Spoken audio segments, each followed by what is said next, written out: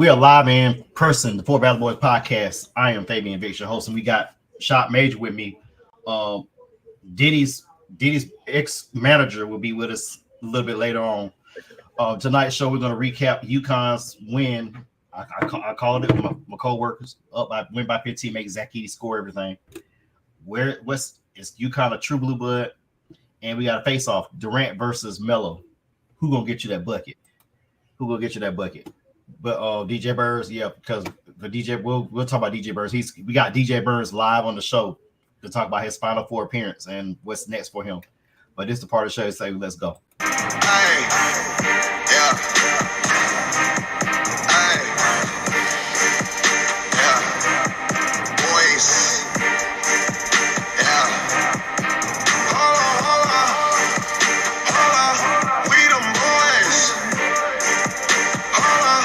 We them boys.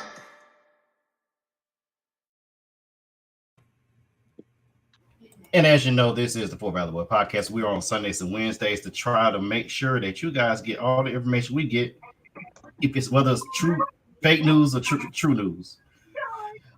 Crazy straws. You crazy, got a straw? Crazy straw. These are sponsors. You should know by now. Just for men, if you got gray in your beard, gray in your head, Just for Men will set you straight.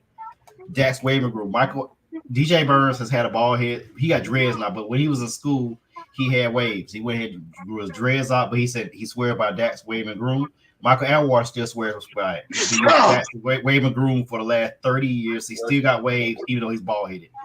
Dax Waving Groom. Get it at any store that you can go to. Arizona tea, 99 cents, right, Shot?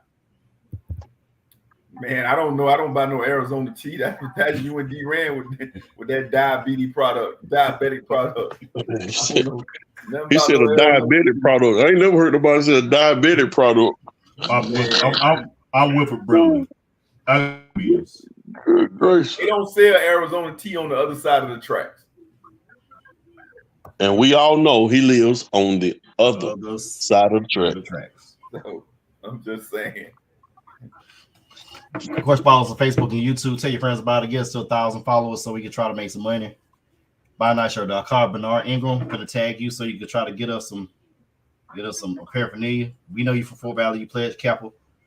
Go ahead, hook us up with some jackets for homecoming, some sweaters. Sam Damon around the podcast.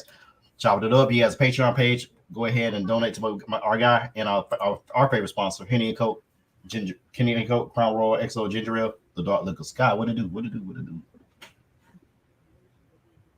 DJ Burns is here with us today. He's going to talk about his Final Four experience. He might play offensive guard in the NFL. We're getting that. How's it going, guys? What's going on, Faye? Spring break.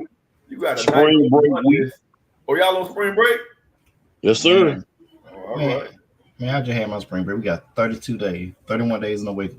Yeah, we 6 weeks away. We can see the finish line. Doom. We almost there. Y'all six weeks away. I got another 3. Oh, yeah, right. So you a 200-day employee, right? 220. Woo! 220. Well, at least you ain't got to deal with no kids. Yeah, I be watching. I ain't gonna talk about. I be watching YouTube TV and doing scheduling at the same time. So I'm multitasking. Yeah. First taking scheduling. First taking infinite camping. You deal with the master schedule, Fade? No. Okay. Not like y'all. You got about 3,000 students in your school.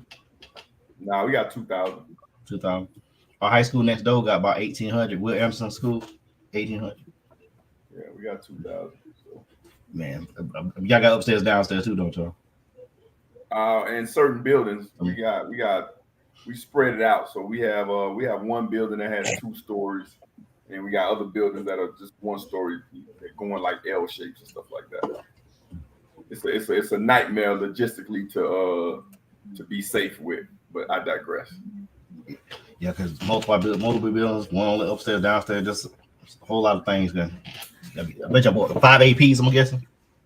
4, 1 for each grade level. Well, yeah. And we all take on different responsibilities on different subjects, and operations and scheduling and ESC stuff like that.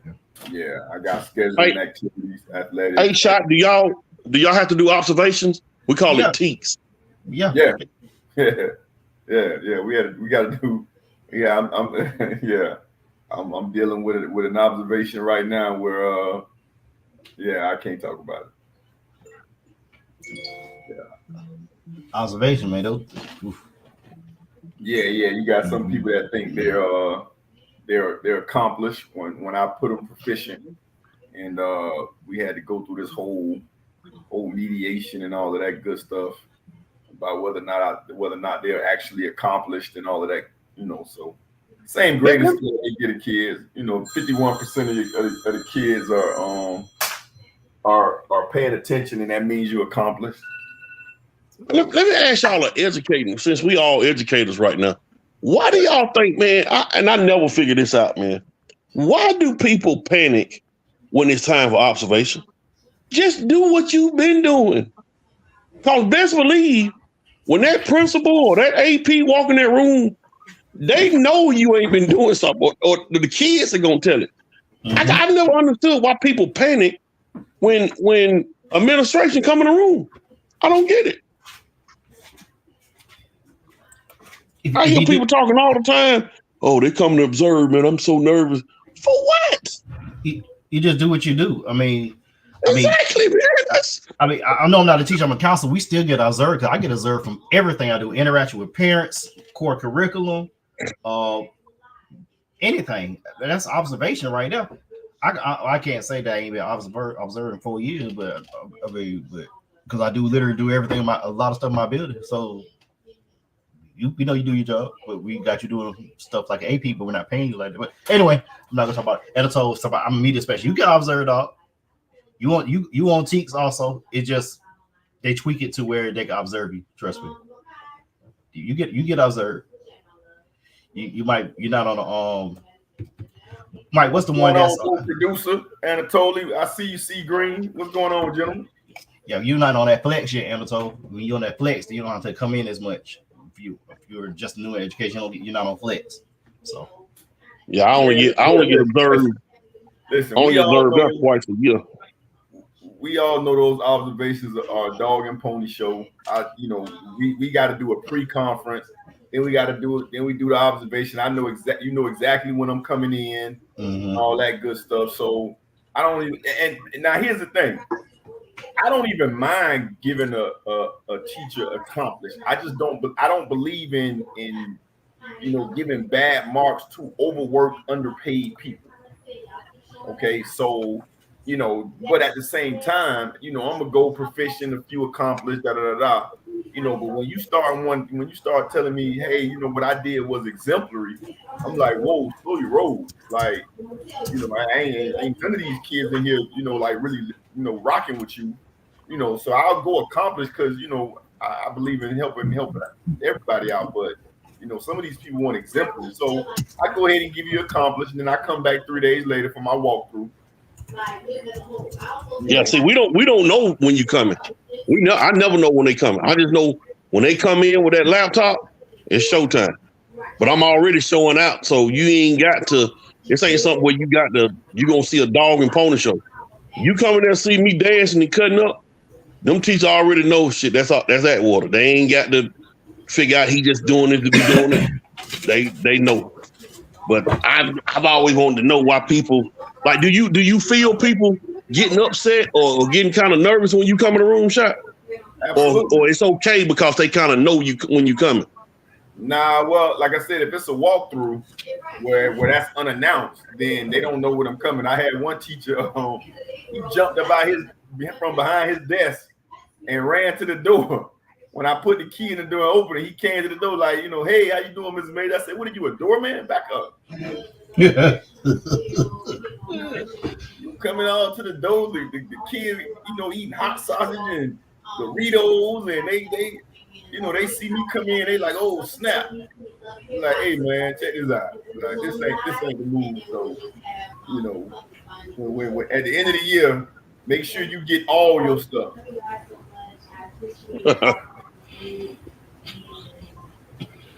Sorry, people out there. That was just a education moment. Sorry, guys.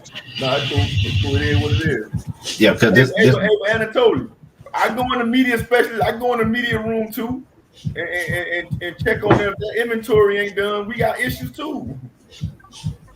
inventory ain't clean, organized, new content in there, that type of stuff. Yeah, they get observed. I get observed. Like I said, I just ain't been observed in 4 years. That's all.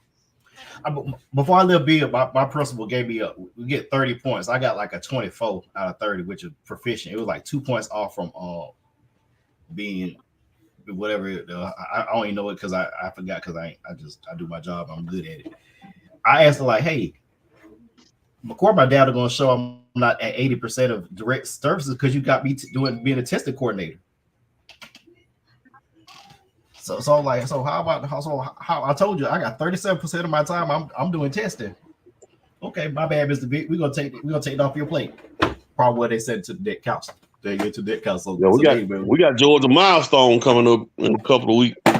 Next week, really. I'll be right back. But yeah, that observation. Milestone but 2 weeks. But yeah, I mean 24 or 30, that's pretty good, but I'm trying to get 30. Because I try to hit everything. I have data, I have my lesson plan. Because we know folks don't realize council have lesson plan too. I never knew that. I did not know that. If That's my first time ever knowing that the councils have lesson plan. I did not know that. Yeah, when we go in the classroom, we have to have a set lesson like our objective, this, that, a closing, the opening, what standards we're hitting, what grade level we touch, all that stuff. We hit all that stuff. I never knew councils had to do lesson plan, because I really didn't. Yeah, if I can't just go into the class and just talk about whatever. No, I have to have data. I have to do like y'all do pre-test with the common CFAs. You got to do, you try to see where the kids are at before you go into the lesson. And then when you do a unit test, that's your post-test. I do a pre-test before the lesson, teach a lesson, come back to and see what they retain. What I do sometimes too, and I go back in there and say, hey, y'all remember how to do this? Show me this. Like, I don't know what you're talking about, so you don't remember that? Oh, yeah, my bad. Like, so... But yeah, a lot of people don't realize that. So I'm sorry, guys, but we coming up end of the year. We try to make sure we keep our contract this year. That's all. We try to make sure we keep our job. Mm-hmm. Yeah, and so media specialists technically do have a lesson plan because really what you can do is talk to kids about cybersecurity, talk about how to get their Lexals up, internet safety, that type of stuff. That's part of your job as a media specialist.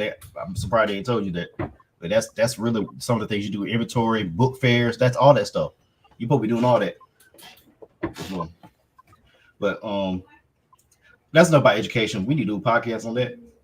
We'll probably get fired. Well, would we? Oh, boy. All right. Okay. Let's get on to the what this show is about sports. So, UConn wins the championship. I told my coworkers at work. I told Coach Thomas, like, hey, he's like, they're gonna win by 10, 12, Vic. Dude, they're gonna win by at least 15, and Zach Edey gonna have to score 50 or 60 for them to have a chance. Just like the sky is blue on a sunny day, Zach Edey scored 37 and 10. UConn won by 15. Mike, what was the difference of the game? And we'll get shot at when he comes back. What was the major difference in that game for UConn to win back to back? To go back. They let Zach Edey do what he gonna do and shut down everybody else. These dudes hit 1 3-pointer. Now, let me tell you something about 1 3-pointer. I coach AAU ball. Matter of fact, let me start over.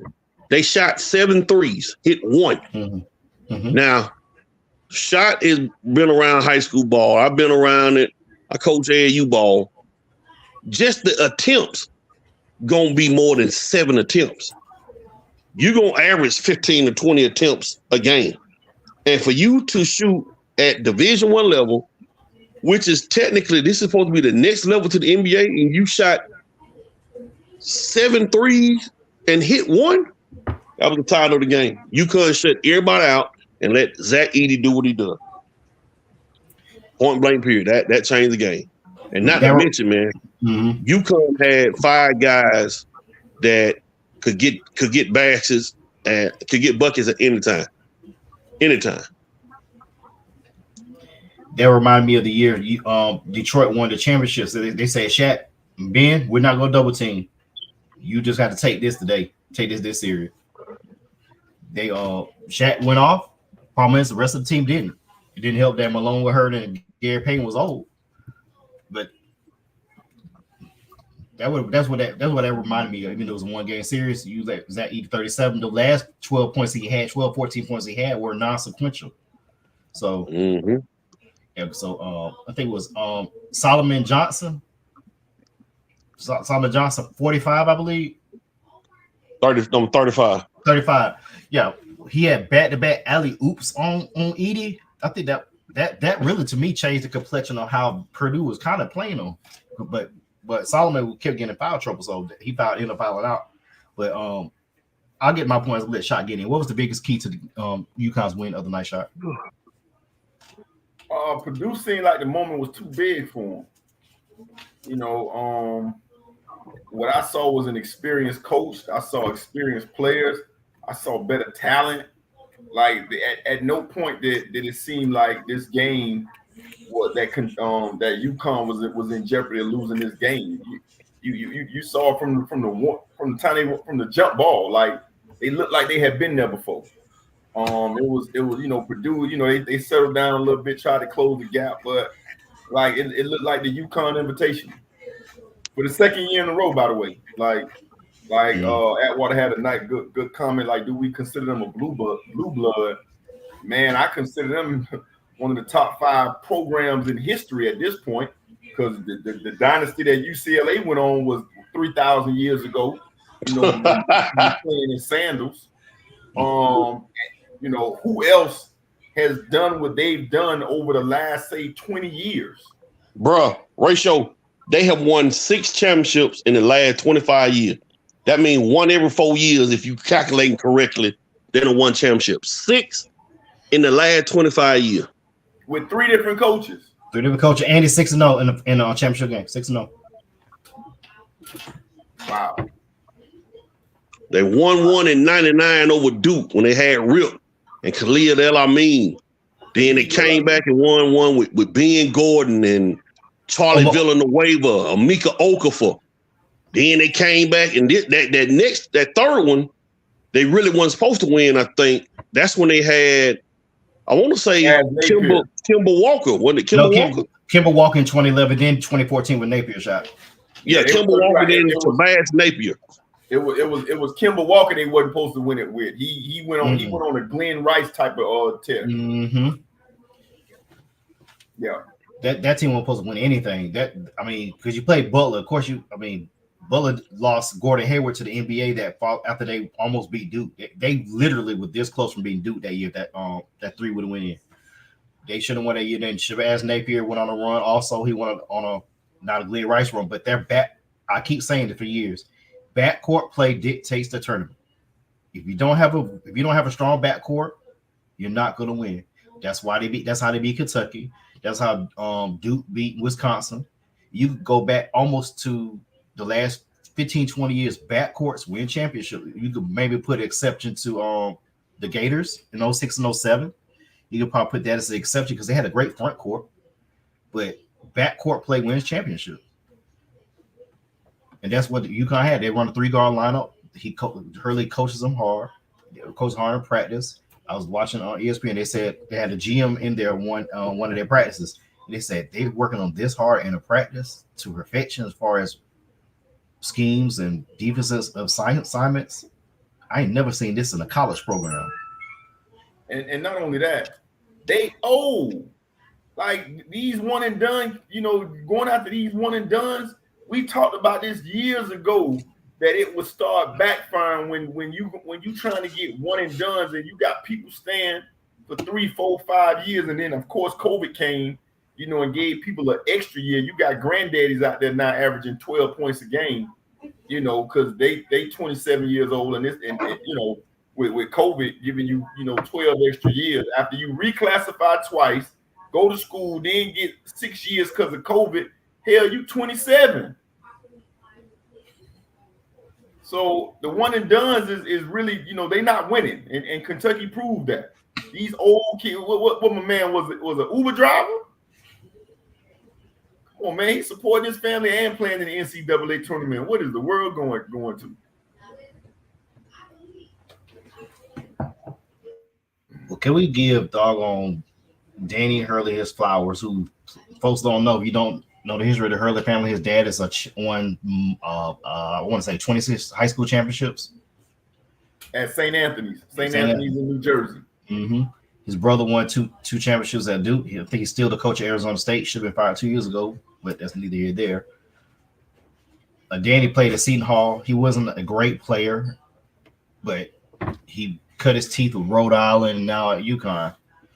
And which brings me to the next question.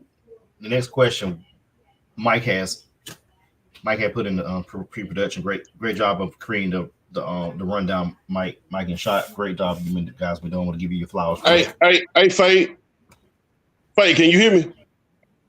Yeah. Hey, Rachel was just talking about players in college being 26, 27 years old. Bruh, there's a dude named Seth Towns, been in college 8 years.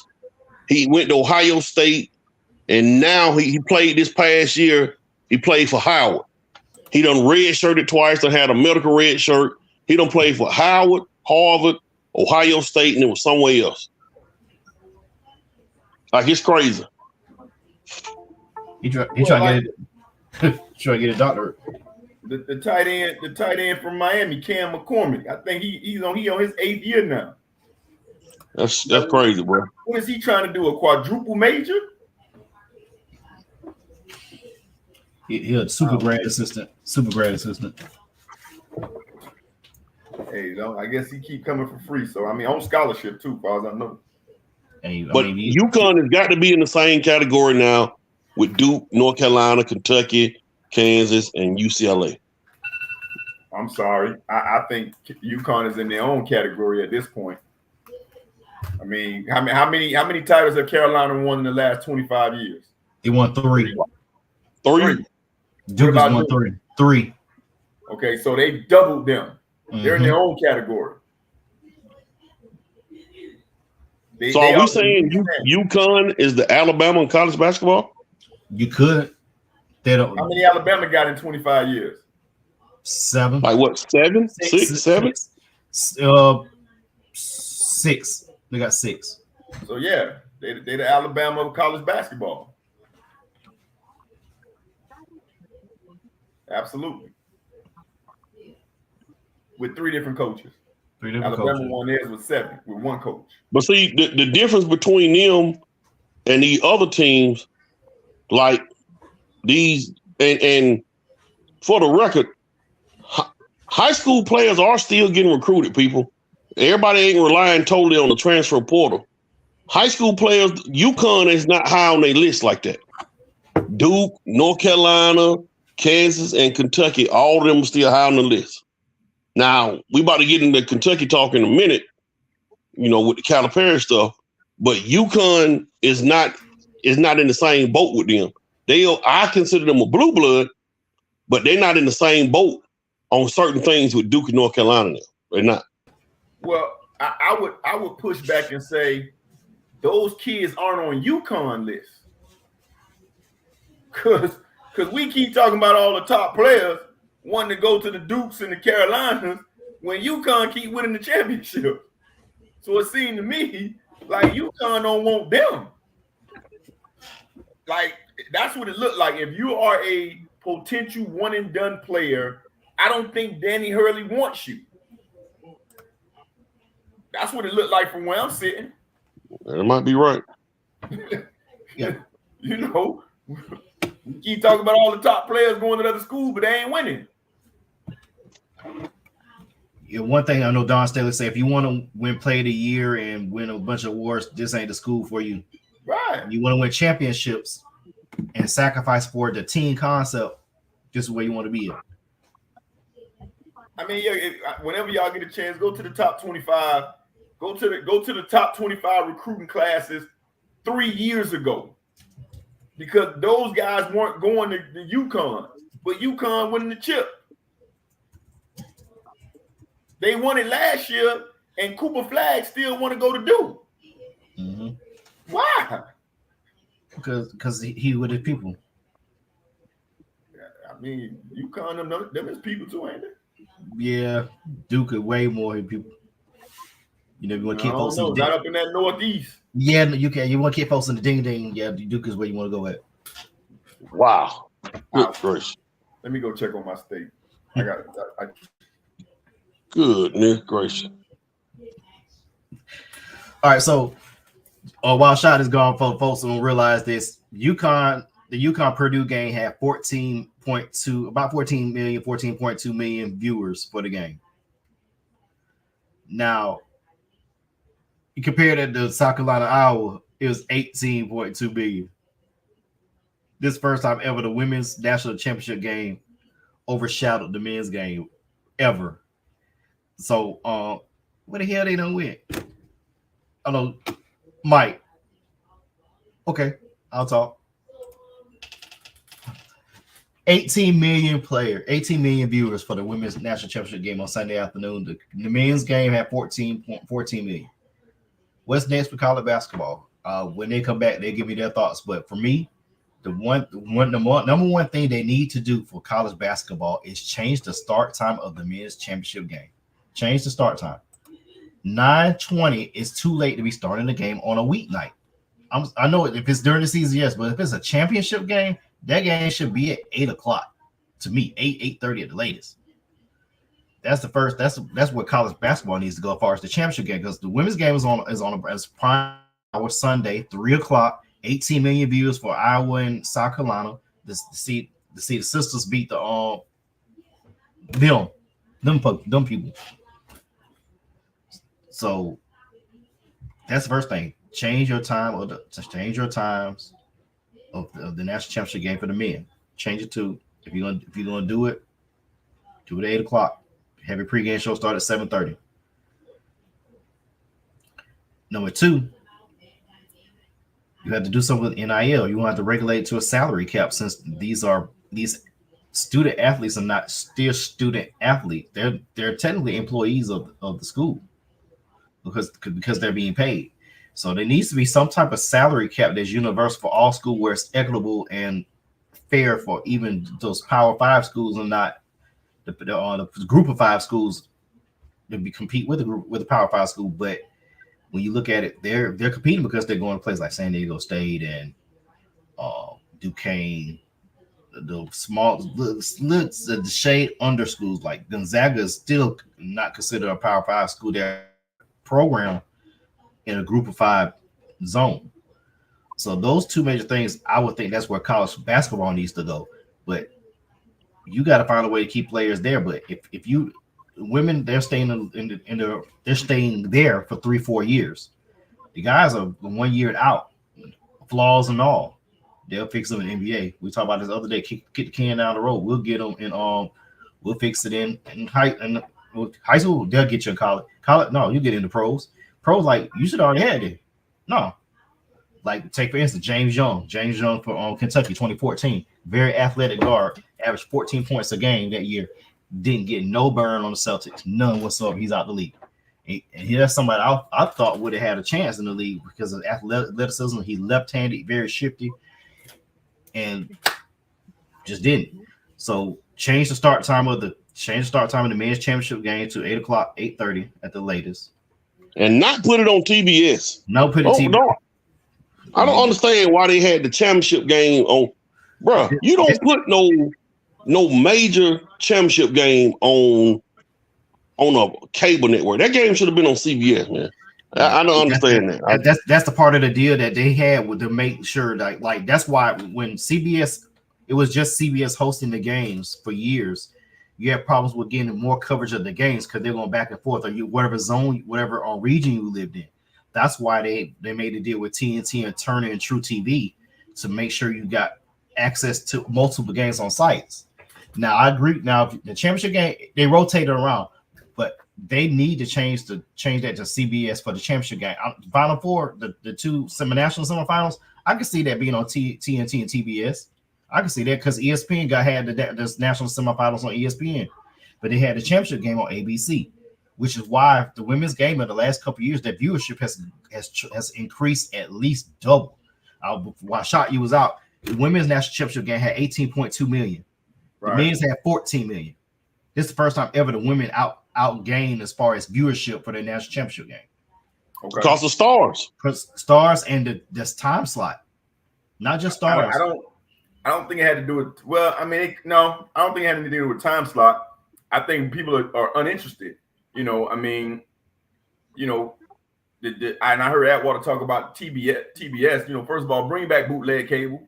You know, so we can go ahead. So the people behind me and the people next door, so we can all go ahead and get the same cable and split that 1995 bill.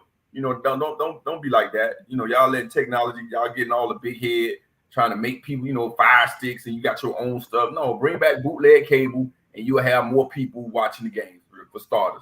Right, that's my thing. Bring back bootleg cable. Or take the poles down, because y'all got these poles out here in the yard for us to be stealing cable. You can't bring bootleg cable, man. Get out of here. That's crazy. Go back to shot question. Check out the recruiting class in 2021. Memphis had the number 1 recruiting class. Kentucky number 2, Michigan 3, Gonzaga 4, Tennessee 5. Well, that didn't end well. But no. Call them out again. Call them out slow. Memphis number 1. Never heard of them. Never heard of them this year in the tournament. Go ahead. Okay. Kentucky number 2. We all heard about them. It's 2021 now. This 2021, what you had said 3 years ago. Michigan 3. I mean, those guys would have been seniors. They were seniors, yeah. Michigan 3. Okay. Mm-hmm. Michigan Gonzaga 3 4. didn't make it. Fire, they go. And Jawan have there you go. Yep. Gonzaga 4. They do what they do. Yeah, choking the round 16. And Tennessee 5. Who? Tennessee. Okay, Tennessee what they Whiskey. won?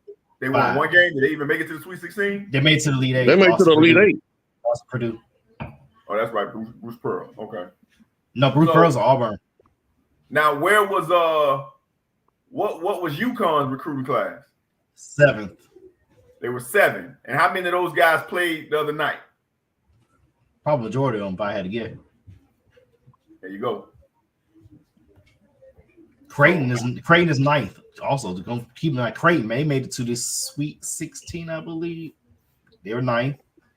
Kansas is 11. Michigan State 12. We go down to Alabama. They had 3 recruits that year for their last 3 and 14. Baylor was 15. That's Baylor coming off the national championship season. So, but that's that on that. So UConn is a true blue blood. They're the creme de la creme. What's not the creme de la creme is the way Calipari was basically ran out of Kentucky. He took a job where he took $1 million less a year at Arkansas. He has a lot of incentive-based contract. We got we got $1 million signing bonus, $7 million base salary, another $500,000 for I think making the tournament. Then he got built-in incentives for every level he makes in the tournament. And every time I think he makes it to a certain level of the tournament, he gets a rollover year in his contract as well. I have to pull the details up. I forgot what it. I'm just going off the top what I remember. Mike, first, is Calipari gone crazy to go to Fayetteville? Not Fayetteville, Georgia, where it's Fayette County, Fayetteville, Arkansas. And who? First thing I want to say, my bad. Go ahead, Fake. My bad. And who is your top 3 choices to replace him? First thing I want to say about this Calipari move.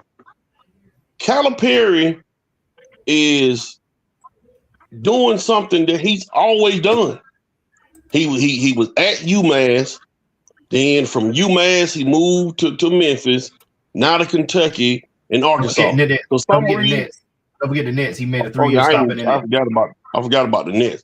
But for some reason, he don't stay places long, and he always, for some reason, seems like it comes out the middle of the night and Calipari leaving. I think part of the problem with Calipari, and the Kentucky fans are gonna see this, the grass ain't green on the other side. You really gonna have to find somebody to come in and replace it.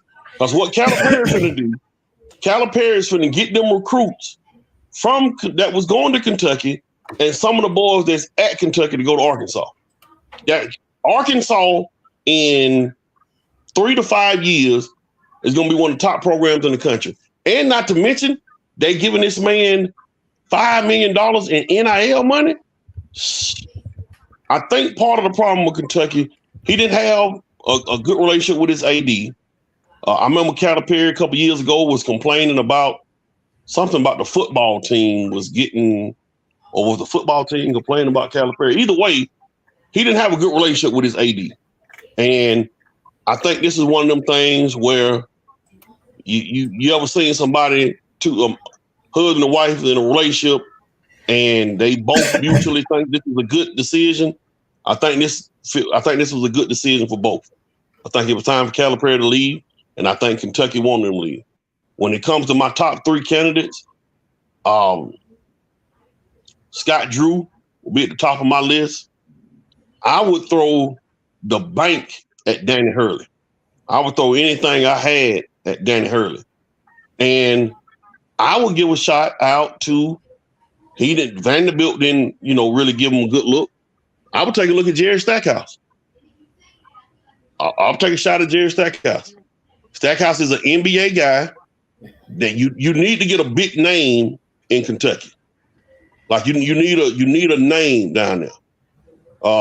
Billy Donovan in the NBA.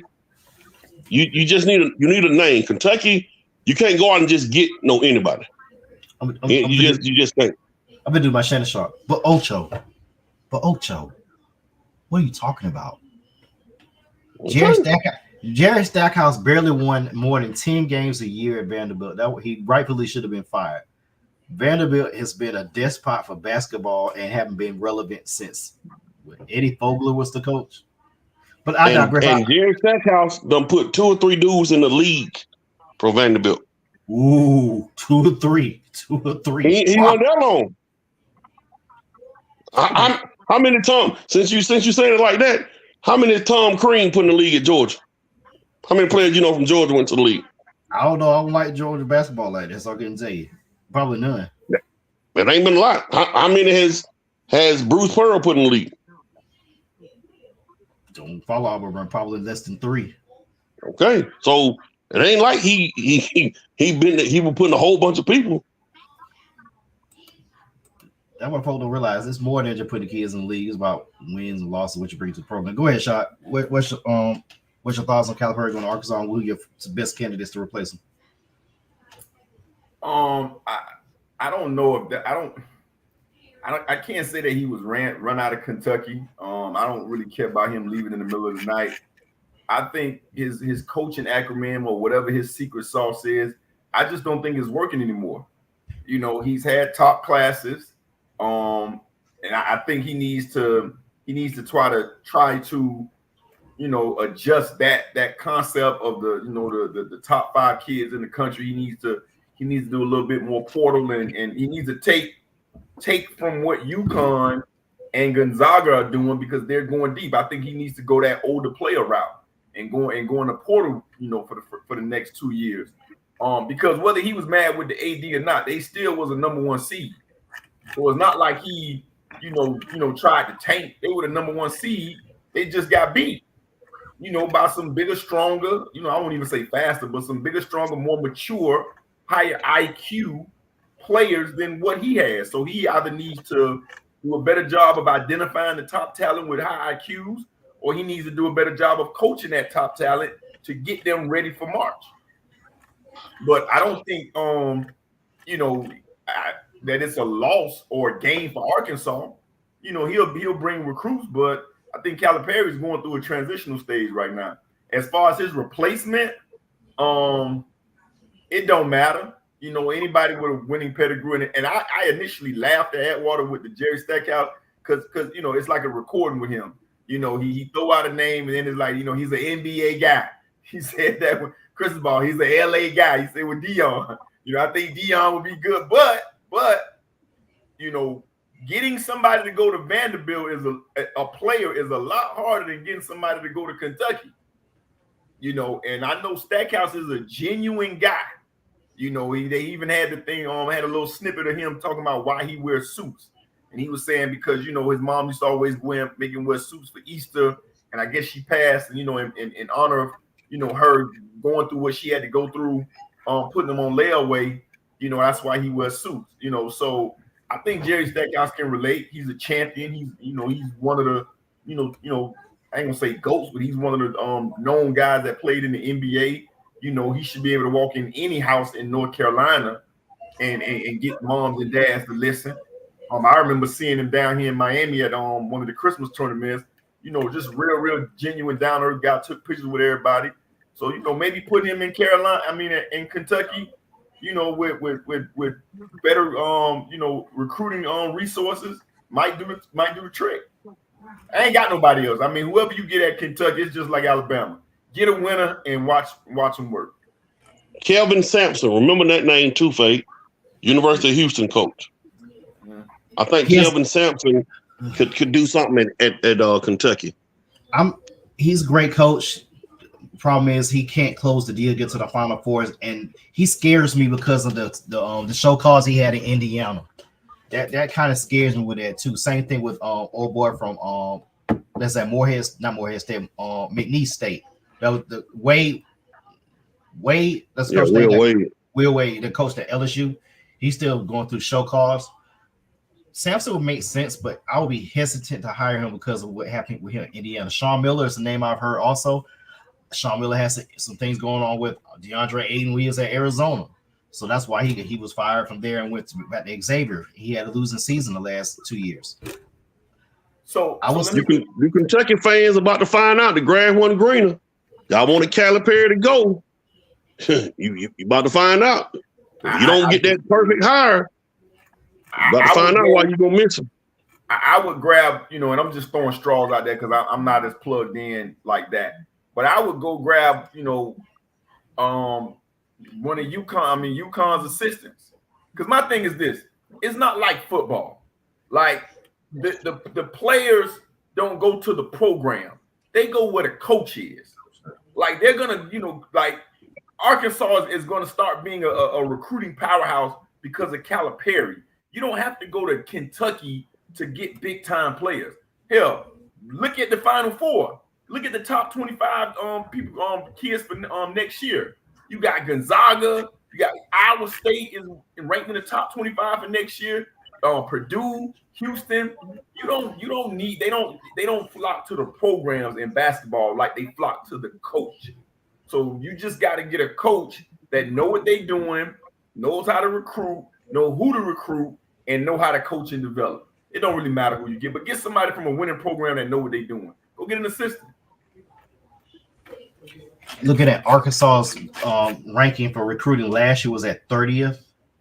They're the top 30 in recruiting class right now. They're not even the top 130. That's before Calipari got hired. So Musselman, I guess he knew was leaving. So I don't know if he just couldn't get some recruits to go to Fayetteville. He's going to go to USC. I don't know if he's going to try to talk Bronny into staying. But I think it was time for Calipari. I think it was a mutual party. I think Kentucky didn't want to. If they fired him, they had to pay him out.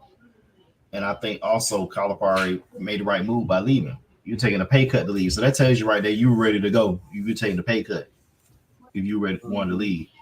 So I think Arkansas. It's crazy. You went inside your conference with me. You're gonna have something to prove to Kentucky when you get there. Problem is, man, that's gonna be a game there. Whenever that game is, that's gonna be something to see that game. Yeah, and the thing about Calipari, he's a great recruiter, not a great tactician. He's a good recruiter. He's not not the greatest of coaches. Because the year that UMass went, I think he went 36-2, 35-3 in '96. You should have won it that year because you beat Kentucky early in the year. You should have beat them again. Then you had. Man, please. Do you know who's on that Kentucky team? I know who was on that Kentucky team, but do you know? Me and you watched that game together. We watched that game. We did. Ron Mercer. You had McCarty, Derek Anderson, Tony Delp, Mark Pope, Wayne Turner, Antoine Walker. Man, please. Jeff Shepard, Nazi Muhammad. Do I need to keep going? Do I need to keep going? Man, that was a loaded squad. Was Antonio Epps on that team? Antonio was on that team because remember that B team won the championship in '98. That's crazy. And I know we're getting off a little bit. If Derek Anderson would have tore his knee up the following year in 96-97 season, Kentucky would have won. They would have won 3 straight. 3 straight. Yeah. They would have beat Miles Simon and Mike Bibby and all them. But my candidate Scott Drew, of course. I say Billy Donovan. Once Billy Donovan get eliminated out of the play-in next week, they're going to go ahead and take the bag from Kentucky. They're going to offer you $9 million. They're going to offer you $9 million. And I'm going to give you, Mike saying Jerry Stackhouse, he played in the league. I'm going to give you a name of a guy who lives in Kentucky, who played in the league and won a championship. Rondo. Does he have a degree? He's finishing up his degree now at Kentucky. All right. But I think the first hire they're gonna get is they're gonna be a rebound hire. But if you're gonna do it, you got if you got to call Danny Hurley though. You got to call him. You got to tell him I'm gonna give you $11 million. Whatever you want. Danny Hurley gonna turn Kentucky down. Danny Hurley ain't that kind of he ain't that kind of dude. Like he don't want all that limelight like that. No. He gonna turn them down before they finish the sentence. Hey Danny, this is Mitch. He gonna hang up the phone on them. Click and like I can win championships at UConn. What I need to come to Kentucky for? And I'm from the Northeast. Like I'm home. Wow. Yeah. I don't. I'm from New Jersey. Yeah, I don't need that kind of pressure. And the players I want, y'all don't want me to. I'm not the players that y'all expect to get at Kentucky. The players that I want. When I look past the number 1 player in the country to go get the number 14 player, y'all gonna get mad at me because we're not gonna be in the top 5. UConn's 27 right now and recruiting for this year, and he's probably still recruiting, but he's right now. UConn is 27, 2 4-star recruits. And what Ratio just said, that's exactly what he did. He looked over Rob Dillingham and Aaron Bradshaw and a lot of these. Yeah, he looked over them and went and got Stephen Castle. That's from Covington, Georgia. Ranked one of 20. He's a 4-star, and now Castle is going to be a lottery pick in June.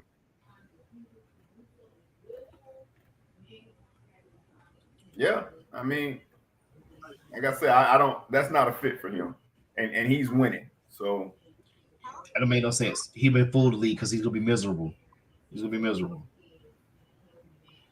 What do you think about the chance of Pitino going back to Kentucky? I think he's toxic, especially after the scandal he had at Louisville. I wouldn't make that call if I'm in Kentucky. Plus, you got to buy him out his contract there on St. John. That probably be like maybe a $15, $18 million. Man, buyout. Pitino is like you dating a bad chick, but she used to bust out your tires and break your windows and all that. She bad, but do you want her back? I mean, do you really want her back? She good looking now, but she crazy. Do you want that back? Again, I don't know why we keep, we going over this. Like the coaches are the coaches. We're trying to recycle coaches that aren't winning elsewhere. You're not coming to Kentucky and be better wherever you are. Again, this is not football. Kevin Sampson getting just as many good players as he want at Houston. All of these guys are getting the players that they want in other places, and they not winning. So going to Kentucky is not going to make you a winner. You just going to make Kentucky do what you've been doing at your other school. If nothing else, go get Bobby Hurley and tell him to go home for Thanksgiving and learn. Or get the top assistant from UConn, and hopefully he's going to take a few people from UConn with him to Kentucky and take that championship pedigree over there. If I'm the AD, I'm going to get the top assistant from UConn. That's who I'm going to get. Because y'all know what Arizona. That's what Arizona did last year when they got the top assistant from Gonzaga. They righted that program. That's why I say if you do that, either you can't get a top assist for UConn or for Purdue or from Alabama. Go outside the box and get Rajon. Get Rondo. he's a basketball savant. His IQ is out of this world, and he even played at Kentucky, so he knows the culture. He lives there. You have to pay the moving costs. He's good. That's why I say go out, think outside the box. Once he finishes the degree, hire him. Because if you're not, somebody's going to get him. But what's up, Kelvin? What's up, Byron? Appreciate you coming on, my guy. Let me give a Corey Green right quick on the chat. Talk about no, sir, they didn't beat him. Talk about when Butler beat UConn. Beat Duke in the championship. Yeah, duh. That's why they won the championship. All I said was they were close to losing. I ain't say they should have won. That's all I said. Y'all Duke fans take stuff personal. Y'all should have beat North Carolina State. That way y'all should have did. Y'all should have made some jump shots. But y'all don't want to get me started being petty. All right, let's go. My wine glass almost empty. Okay, let's get to the last one. Then Mike's topic. Face off, Mike. Take over the top right. You forgot about the Warriors. I thought we gonna talk about the Warriors. Oh, my bad. I forgot about them. Okay. Warriors beat the Lakers last night. They hit about 35,000 threes. AD didn't play because he about to throw up and had a bad headache. He was hungover. But is the dynasty closed for Golden State shot? Yeah. Like nobody fears them. I mean, they're not gonna get swept because them threes can rain at any moment. But Steph is past his super duper athletic defensive stopper age, and he was never a defensive stopper in his prime. So imagine what he's like now. Clay, who used to be the defensive stopper, they putting him in pick and rolls now. So that should tell you enough about where Golden State is right now. When they putting Klay Thompson in pick and rolls, you got problems. Draymond Green won't even try hair club for me, and he won't even try to black his gray out. He just okay with looking like Grady from Sanford and Son out there playing basketball, putting people in the figure four leg lock. It's over. It's over. How over is it? Is it just over, or is it the Vince Carter dunk contest over? It's over. Like I said, you got Grady out there playing the power forward. Stop it. Come on now. And if that man don't look like Grady, your money back. Hair Club just for me. That's one of the sponsors on Draymond. Just don't. Hey, Fade, I'm willing to make a bet live here on the show with Ratio. If some kind of way, and I don't think they can, but I say it like this: if Golden State matches up in the first round, they do what they're supposed to do in the play-in, and they match up with Minnesota or OKC in the first round, I'm betting with Golden State. I would too. I would almost. Only when it come to playoff time, you got them young players. A lot of them don't know how to go. They don't know how to win in the playoff. I'm betting with Golden State. Now I ain't say Denver. I said Minnesota or OKC. I'll take that bet. I'll take that. Okay. Yes, we could do a bottle because, like, first of all, the refs are done with Draymond, so they're not going to let him do none of the antics that would normally take another player out of their game. And there's nobody on planet Earth now. Maybe because of the solar eclipse, somebody may have come down and we ain't recognized. But there's nobody on this planet that can stop that little boy Edwards. Nobody. Nobody. No, not nobody wearing no Golden State uniform.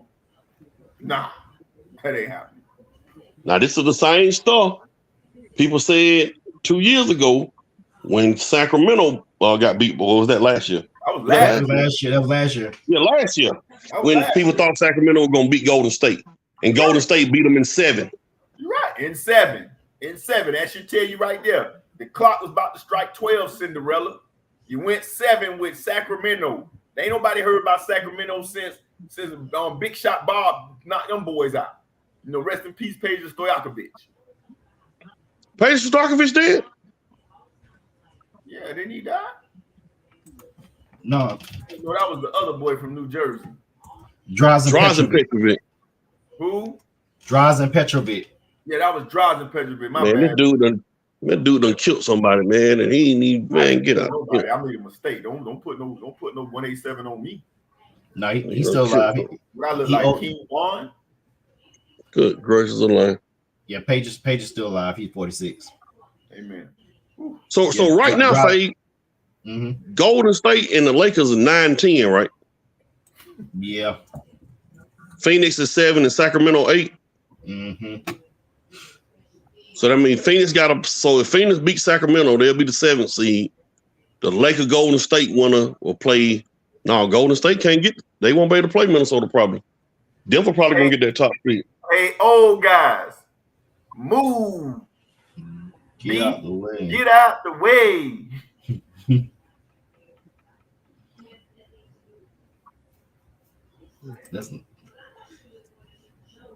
So, Shot, we got that bet right.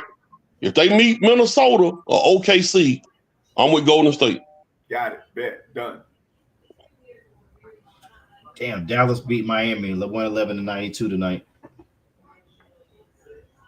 Yeah, I saw that. Yeah, that's Luca put on the always put on the show. Let's get to the last topic. It might take this one off. Take off on this one. Face off.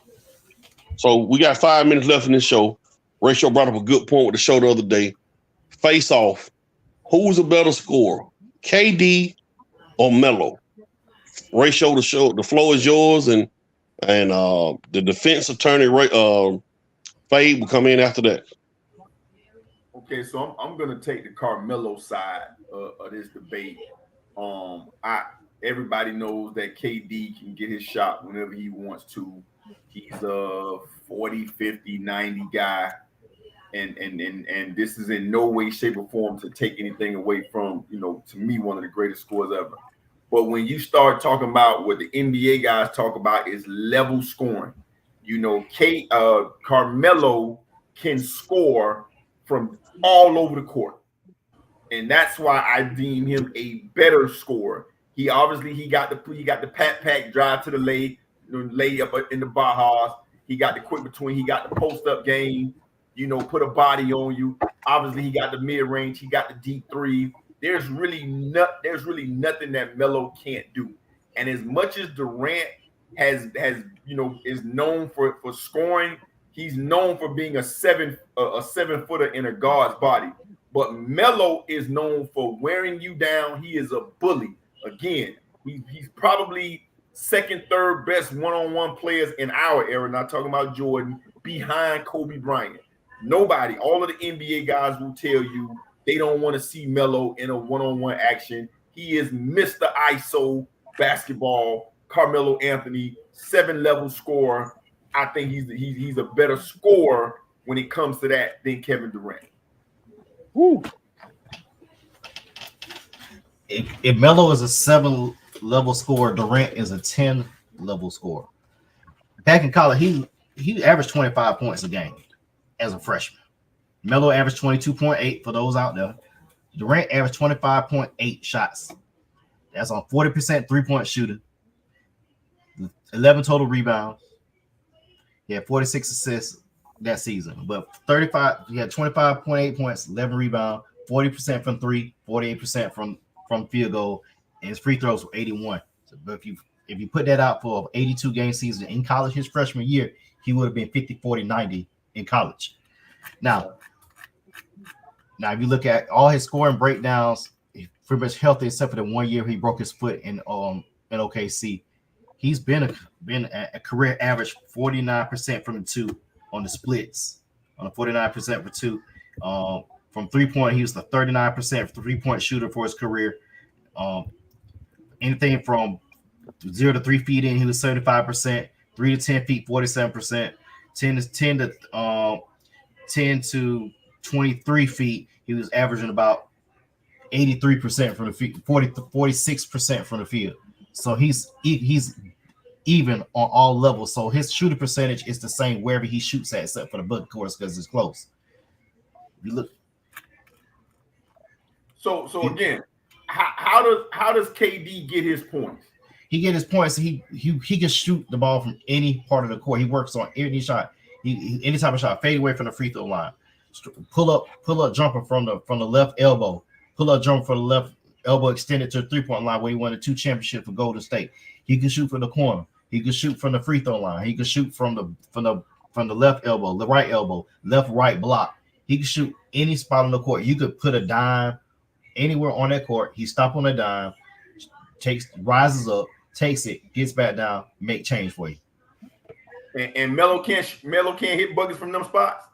He probably could. Let's look up his splits from those spots. That's the debate. Can Melo hit from the 3, hit from the corner, hit from the elbow? Because everything that you just said to describe KD's scoring, and don't get me wrong, again, though you mentioned mid-range, you mentioned pull-up, you mentioned all that. Does he go by people? Does he go ISO drive to the basket? He can, yeah. But that's not his game. That is not his game. You were right, though. He can pull up from 18 on out. Again, I'm not taking them from KD. But Melo is the ISO guard outside of Bean when he goes to the bucket, he goes to the cup. Does KD post people up? That's a no. Not as much as he should.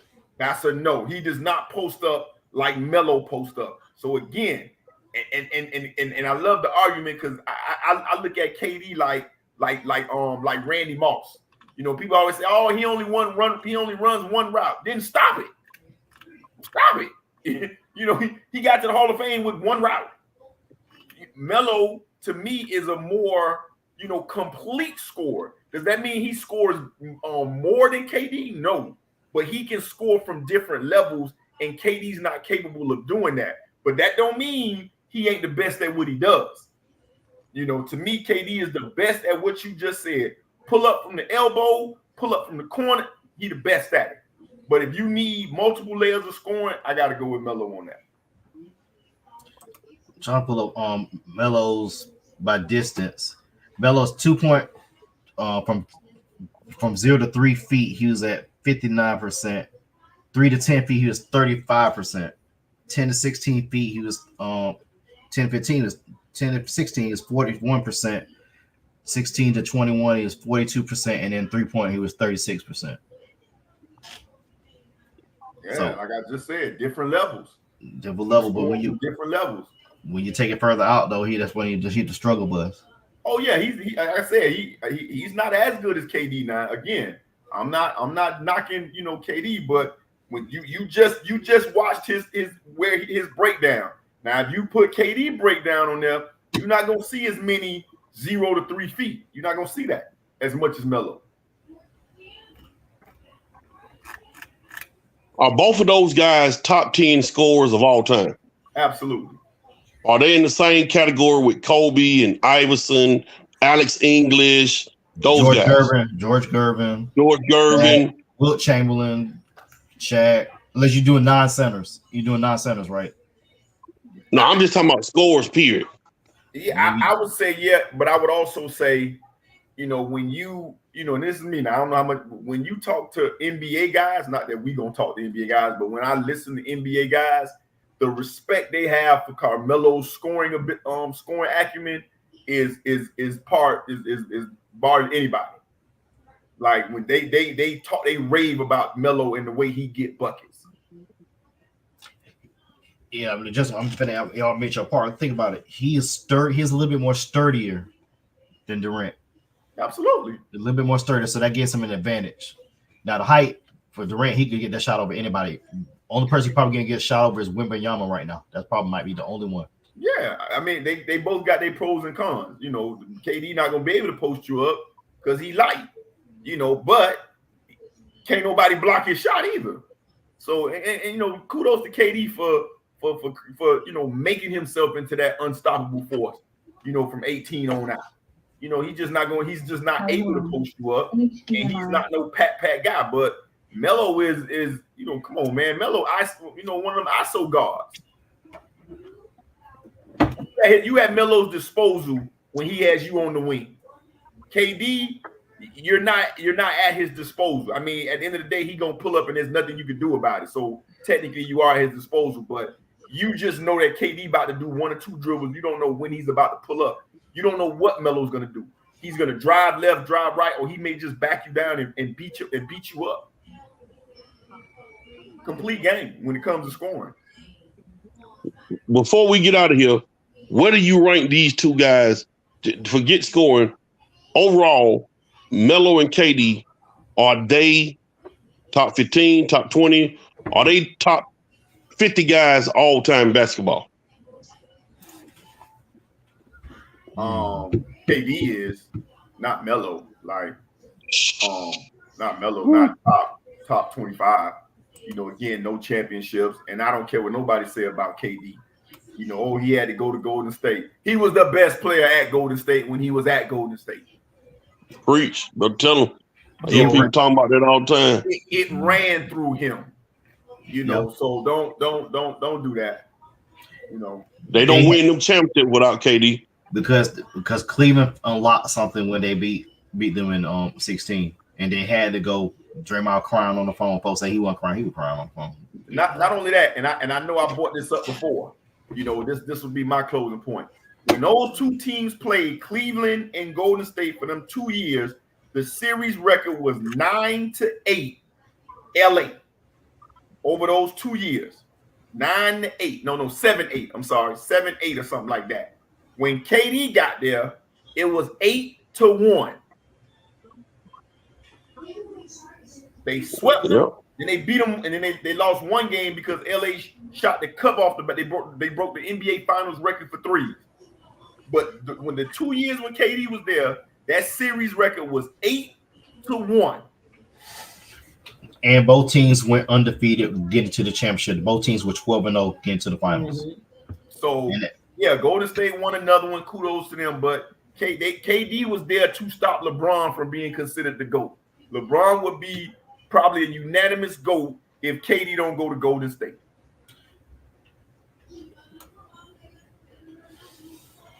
Yeah, KD's top 50, Melo's on the outside looking in on top 75, to be honest with you. KD top 50, KD top 20. Ooh. Yeah, 2025. Yeah, I can say about Melo, if he would have won it, if he'd have got to a finals at least. Because he only made it out the first round twice in his career. Yeah, I agree. If you made it to the finals, that's our show. I'm gonna give a shout out to Caitlin Clark going 5-20 in the last 3 quarters. You ain't my GOAT. We out. Ooh, that's tough. Y'all boys be good.